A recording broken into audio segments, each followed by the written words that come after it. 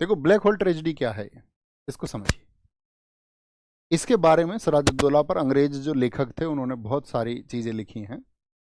जैसे हॉलवेल का वर्णन जो है, हॉलवेल ने लिखा कि जब सारे के सारे अंग्रेजों को ड्रैक ने ये कहा कि वो सब फुल्टा द्वीप पर भाग जाएं, लेकिन उसके बाद में किलों में कुछ जो अंग्रेज बचे रह गए जिनकी संख्या 146 थी, उन सभी को सिराजुद्दौला ने 18/14 की एक बंद कमरे में,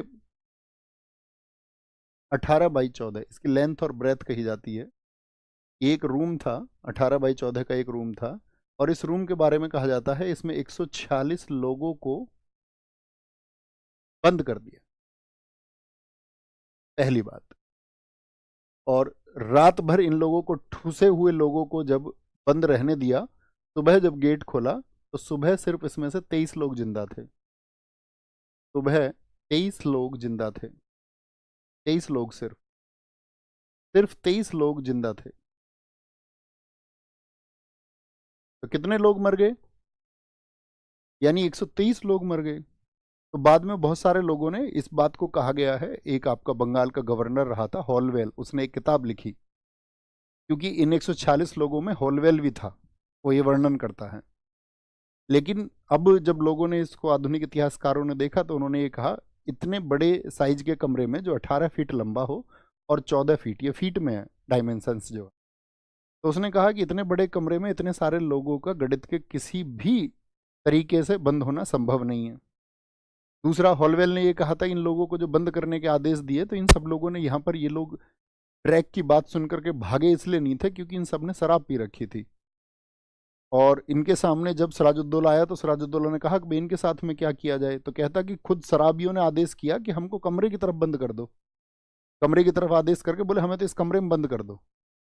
तो कहते सिराजुद्दौला ने इस बात के लिए बंद कर दिया कि लोगों ने इस बात को कहा है। लेकिन सब लोग कहते हैं कि ऐसा नहीं हुआ। क्यों नहीं हुआ, उसका कारण क्या है?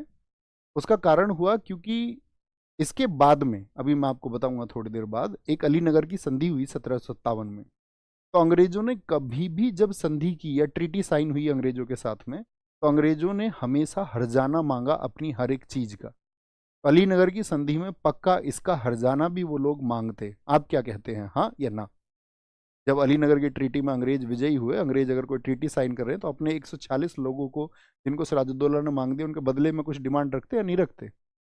आप कहेंगे बिल्कुल वो रखते थे, हमेशा रखते थे। लेकिन ऐसी कोई डिमांड नहीं आई। ये ब्लैक होल ट्रेजेडी की डेट बहुत इंपॉर्टेंट है। शहर पूछे कहां पर हुई है, बताओ? ब्लैक होल ट्रेजेडी, ये भैया कलकत्ता में, कलकत्ता में।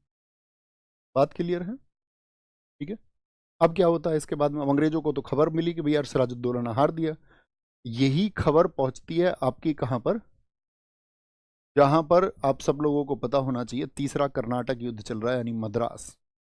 और मद्रास में एक क्लर्क से एक कमांडर की तरह कौन बन करके उभरा था इस समय पर? क्लाइव। तो उस समय इनके पास एक जल सेना थी अंग्रेजों के पास में, जिसका अधिकारी हुआ करता था वॉटसन। और जो अंग्रेज उस समय पे कमांडर था, आपको याद होगा मैंने कहा था सैंडर्स ने उसको कमांडर बनाया कि भैया तुम ही संभालो अब। तो उसने अरकाट पर घेरा डाला, तो क्लाइव की कमांडर से जो कमांडिंग थी उसमें उस घेरे को डाला गया। तो ये सूचना पहुंचती है मद्रास की, भाई बंगाल में तो अंग्रेजों की हालत खराब कर दी है सिराजुद्दौला ने। तो मद्रास से सेनाएं चल दी।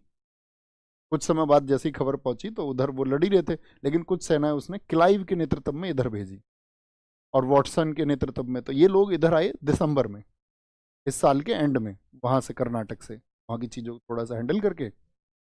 और जैसे ही ये आए तो फिर यहाँ पर जनवरी में एक आपका अटैक हुआ उन्होंने, और 2 जनवरी को अंग्रेजों की सेनाओं ने अगले वर्ष 1757 में पूरे कलकत्ता को कैप्चर कर लिया। इस डेट में जरा लिखिए डेट, 2 जनवरी 1757 को मद्रास से पहुंची अंग्रेज सेनाओं ने सिराजुद्दौला को हरा दिया।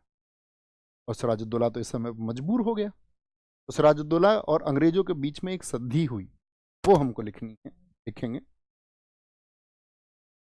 क्या बोलेंगे यहाँ पे, एक डेट हम लिख सकते हैं। क्या डेट मैंने आपको बताई? 2 जनवरी, 2 जनवरी 1757 को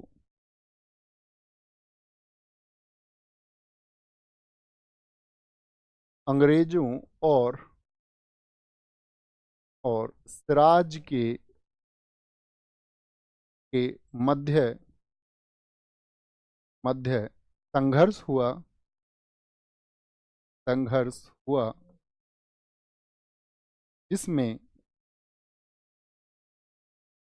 जिसमें अंग्रेजों की जीत हुई। There was a conflict between East India Company and Siraj. Conflicts between East India Company and Siraj, इतना लिख लीजिए। आफ्टर दैट द कंक्लूजन वार्ड there was a defeat of Sirajuddaulah's army. Sirajuddaula की सेना की जिस पराजय हुई, तो सिराजुद्दौला घुटने पर आ गया और सिराजुद्दौला ने यहाँ पर क्या किया, याद रख लेना, 9 फरवरी 1757 को अलीनगर की संधि हस्ताक्षरित हुई। अलीनगर किसका नाम बदला गया था, किस शहर का, यहाँ पे लिख लेना, अलीनगर की संधि हुई। अलीनगर की संधि हुई। Science A treaty of Alinagar on 9th of February 1757। देखो इसमें क्या था आपका, एक तो अब तक अंग्रेजों को जितना भी नुकसान हुआ उस सब का कंपनसेशन तुमको देना पड़ेगा। इसका कंपनसेशन देना पड़ेगा। इस संधि में क्या चीजें हुई कि एक तो सिराजुद्दौला जो देगा, अब तक का जो संघर्ष हुआ है उसकी क्षतिपूर्ति देगा, कंपनसेशन देगा, जो भी अंग्रेजों को नुकसान हुआ उसका पैसा देगा। सिराजुद्दौला ने कह दिया ठीक है।